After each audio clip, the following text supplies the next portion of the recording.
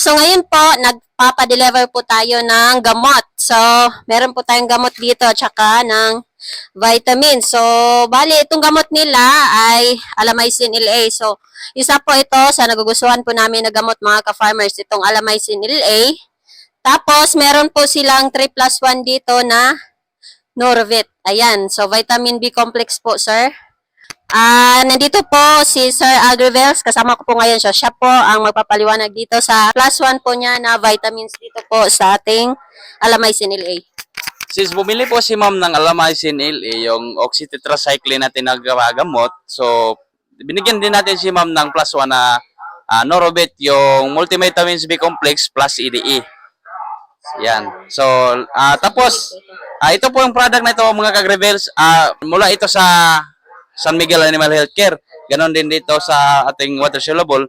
Ibigay din natin ito kay ma'am. Okay, so maraming salamat po sa San Miguel. Avail na po kayo dito po sa ating gamot. So, promise, maganda po ito. Tsaka, marami po silang free ngayon or plus na katulad nito na meron po silang +1. So, maraming salamat. Thank you po, sir. Thank you po sa inyo. Thank you.